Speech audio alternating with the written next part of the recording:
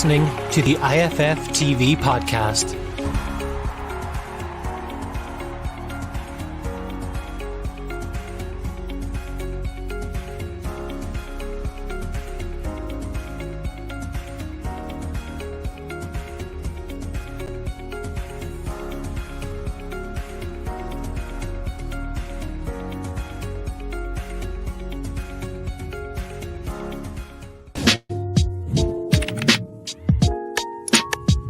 Hello, welcome to Irish Football Fan TV. We're continuing on with our season previews. This is our final one. Finn Harps. I'm joined by Ethan Lee, who is the Finn Harps press officer, and we're here to talk about all things Finn Harps because you're around the team, you're around the players, you're around the manager. You've seen it all. So talk us. One word for it.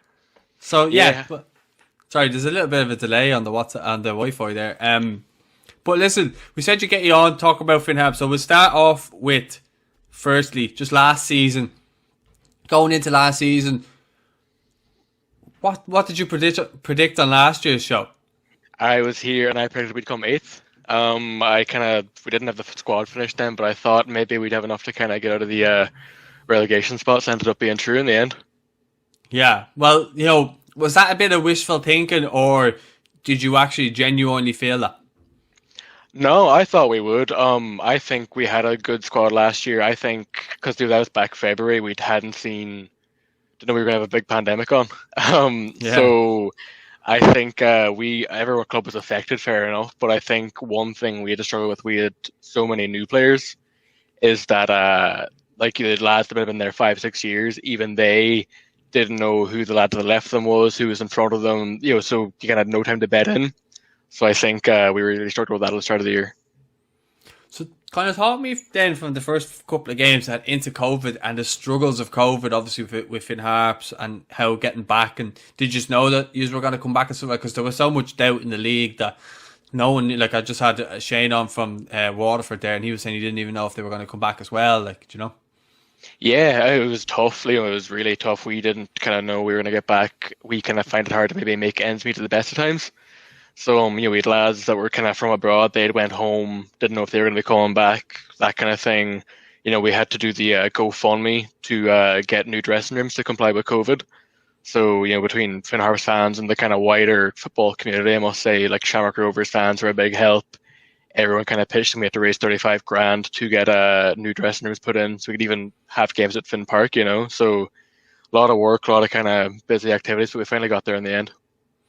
Just like obviously on the club, I mean, that must have been so stressful off the pitch, and you kind of come across so like, it wasn't a big deal, but like clearly it was. What was the actual struggle like for you? Like around the club, the manager, the players, getting in new players, and all that type of stuff at that time. It's hard to describe unless you're in it. Like Finn Harps is a bit mental at the best of times, but you know, we kind of we pushed the budget up a bit last year to kind of bring in some of the more, you know, bigger, well-known names like Barry McNamee, Dave Webster, that kind of quality.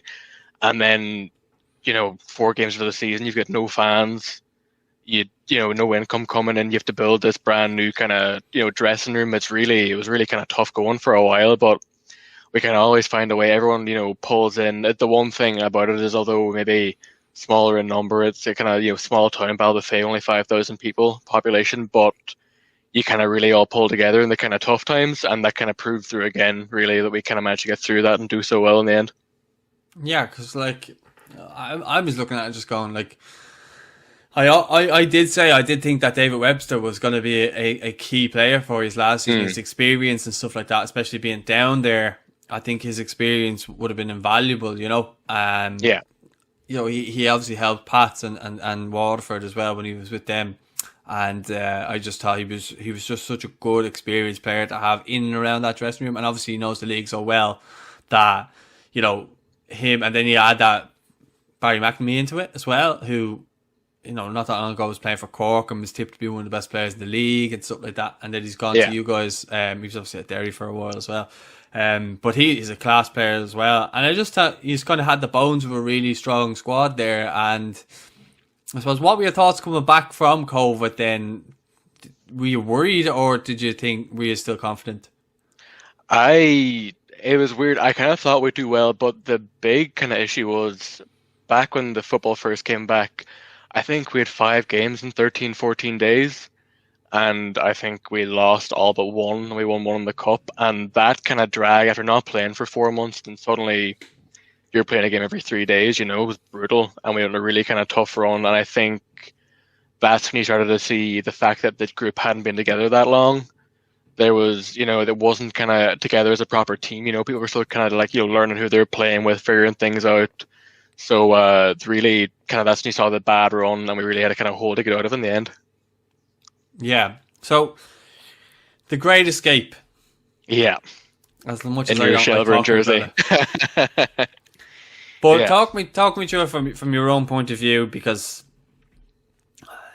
obviously for me it's not a good memory, but you have to commend the way he's battled through it, and he's got results and things went your way, and ultimately he's made your own luck, I would say.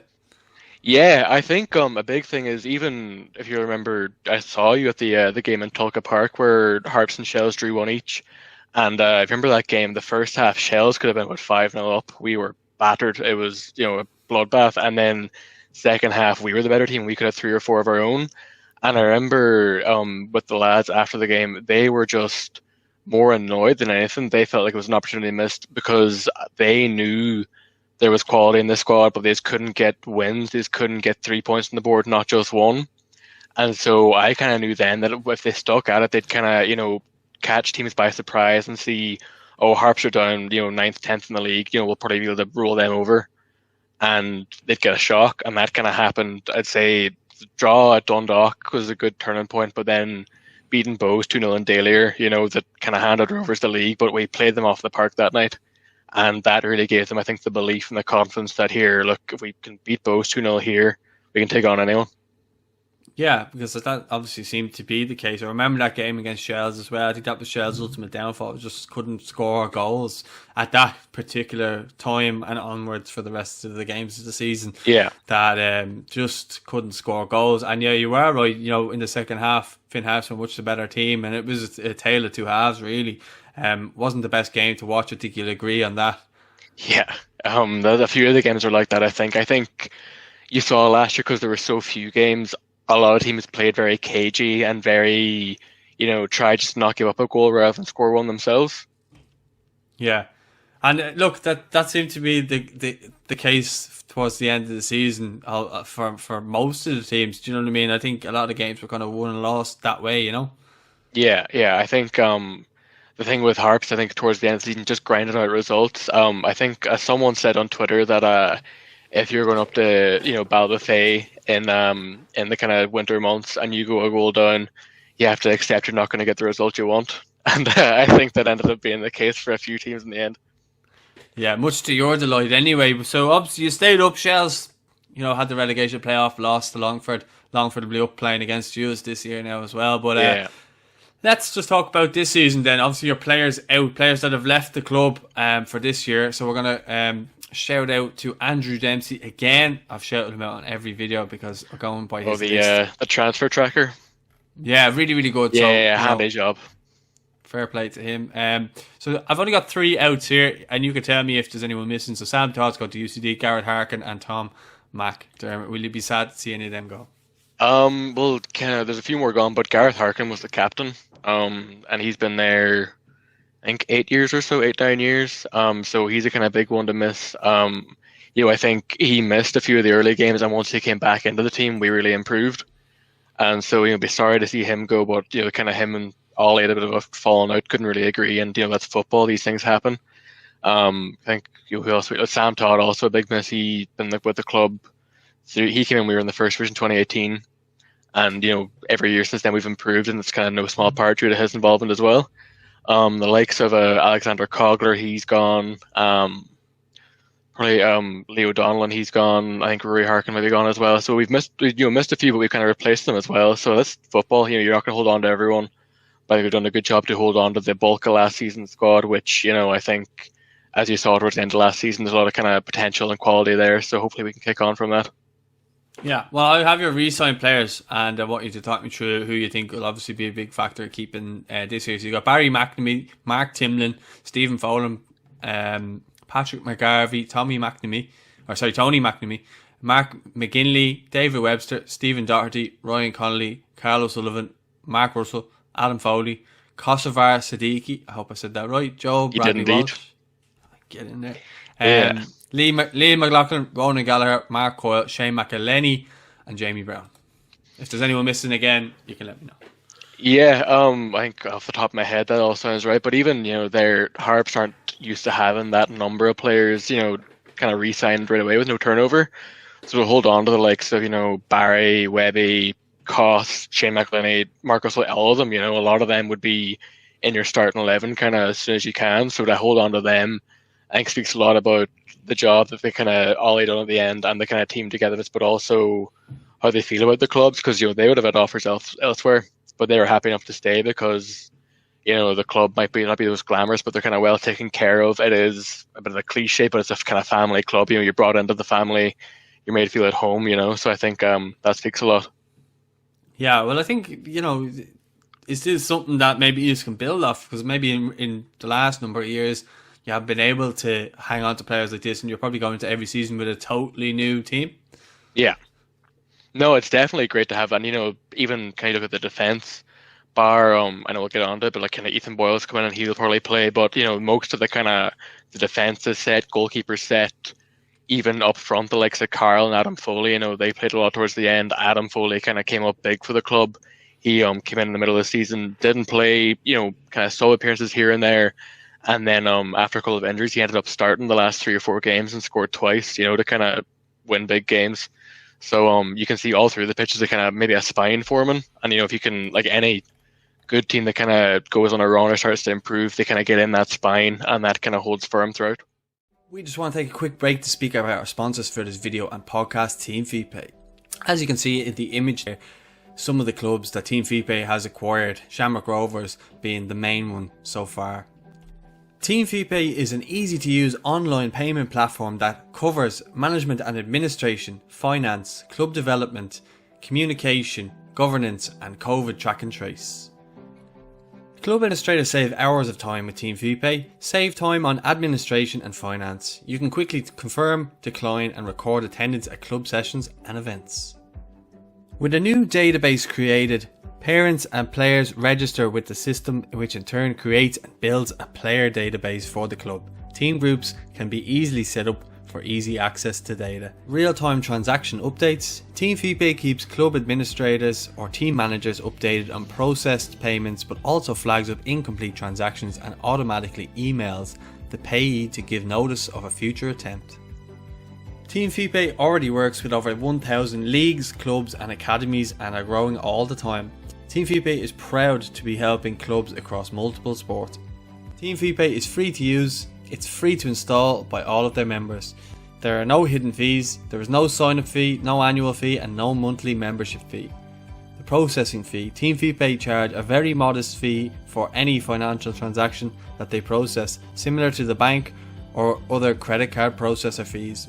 Book your Zoom demo today at teamfeepay.com or call on +353 1526 7499.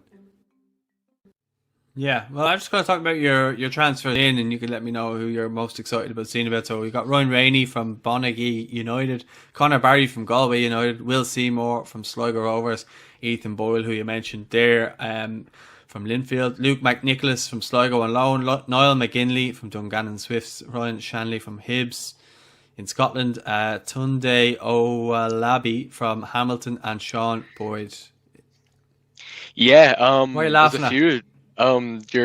You got through Tunde Owalabi, but in fairness, I'd say on Watch Owalabi here much worse. So fair play to you. There's a few there. Even Ethan Boyle was at the club before, and he was kind of good presence in the dressing room. So he's kind of gone away to Rovers and Linfield. Really growing up in a way. He was with us when he was kind of 19, 20. So he's come back now. Fully formed, big unit. So he'll be good to watch. Ethan, not that long ago he was in the Ireland under 21 squad, and I was looking at him going, how is he under 21? And that was 2 years ago. I know, yeah, he's a beast. I wouldn't want to get into a fight with him. Even I was lucky enough at the weekend. I was at the preseason game with Cork, and he'd knock it around the lad and just fucking muscle him out of the ball. There wasn't, he wasn't doing step overs. Just come here, I'm coming through. Will Seymore, I'm excited to see. It's maybe a bit of a boring one. He says he's kind of like models the game on Michael Carrick. But I'm the same. I love watching the midfielders just kind of sit in front of the back four, give it, kind of put a foul in, tackle in, keep the play going. Tunde Owalabi scored 35 goals in 41 games for FC United of Manchester last season. So obviously it's probably not quite the level that you'd have here, but I think in this league, you kind of strikers are hard to find. A lot are brought in and don't really pan out. But I think having someone that even just knows what the goal is, that has that kind of confidence and has that, pedigree, although it's not in the kind of maybe the standard of this league, should hopefully kind of come in handy. Yeah, well, because you always want that goal threat to even just give the opposition a little bit of fear so they can kind of rest in their laurels. And then you have someone who's always, on the threat and on the front foot that, it definitely upsets defenders, I feel. Yeah, definitely. He's from what I've seen, even kind of highlights and watched him there at the weekend. He's kind of quick, strong, and that's the kind of players you need, especially if we're maybe going to be playing defensive and to kind of counter and that kind of thing. Someone that's quick and can get after other teams will be very important. Yeah, well, I think looking around your team, you're going to have a good spine there. You've got Webby, Shane McElhenney at the back there. I think are really good defenders, and then you got Barry McNamee and some of the other players there that you mentioned as well. So I'm kind of looking at Finn Harps. From my own point of view, from a neutral point of view, I'd probably looking at them. I'd say another 8th place finish you'd be happy with, just to try and build off again. I'd be happy with I'd take, fucking get me the fuck out of the playoffs, as, obviously we can avoid that, but I think it's kind of hard to know. I think, with the platform that we had from last year, and I think over the last 10 games, the form table had us in 3rd or 4th. Obviously, small sample size, notwithstanding, but that's kind of an indication of how the squad really pulled together, the second half of the season. So with that, and I think some of the good quality brought in, I think there's maybe a chance to kind of move up a few more spots. But there's also the other side of that is that I'd say other clubs might not have seen us kind of coming towards the end of last season. So you might not have the kind of element of surprise this time. Yeah, well, that's what we usually kind of finish off with, where you'd love to finish, and then where your head thinks you'd actually realistically finish. So where would you love to finish? I'd love to finish in Europe. I'd love to go and be ordering a new passport, out in freaking Lithuania away. A few cheap pints, yourself. Well, it'll happen. Unlikely, but, stranger things have happened too. You never know. Yeah, okay. And where do you realistically think you'll finish? Realistically, I'll not give you the Ollie answer and say 9th. I'd say maybe 6th or 7th, kind of mid-table. I'd like to think we can push on from last year and move up a spot or two.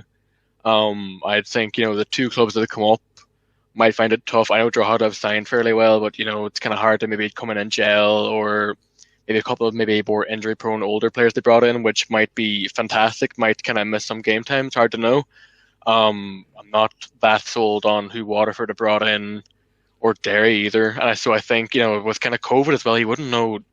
If you have a bit of an outbreak and you end up having to miss 3 or 4 games, that could, change your season in a nutshell. So one of them things. Yeah, well, I think, what you said there, I don't think it's unrealistic, especially when you've kind of mentioned the fact that in previous seasons you've never really had a settled squad kind of coming back in, and a lot of players who obviously know each other. And that's key to a side who want to do well, is consistency, and people have formed relationships with the players beside them and stuff like that. And if you don't have that, and you're going into a new season and you're trying to do this every year, trying to renew relationships and trying to, get to know players and how they play and stuff like that. This year you have that little bit of an advantage, and a lot of other squads that I'm looking at are totally turned over. Yeah, exactly. And I think, other clubs might have had that benefit last year, and we had to kind of do the, forming bonds and creating a team rather than just a squad. We'll have that advantage this year. I think there's a good kind of sense of camaraderie in the group. They all are kind of taking the piss of each other on social media, and as daft as that sounds, it shows that they're mates off the pitch and they kind of keep in touch that kind of way. So I think that'll kind of stand in our stead really once the football gets up and running. Yeah, well, you weren't wrong last year with your prediction, so I'm not going to sit here and say anything against your prediction. So we'll wait and see how that pans out. Ethan, I want to say a huge thanks for coming on and giving your 2 cents. It's been great having you. No bother. Anytime. I'm happy to come on and chat about harps or make fun of other clubs as well. I have no bother with that. Well, anyone who's watching, let us know what you think in the comments. Where do you think Finn Harps will finish up this season? How do you think they've bought? And yeah, or just if you want to chat to Ethan or whatever, just write a little comment and I'm sure they'll get back to you. Yeah, let me know. Nothing too loud here. I'll clap back. Let us know your thoughts in the comments and don't forget to subscribe as well. Give the video a like if you wouldn't mind. And we'll speak to you all soon. Thanks for watching.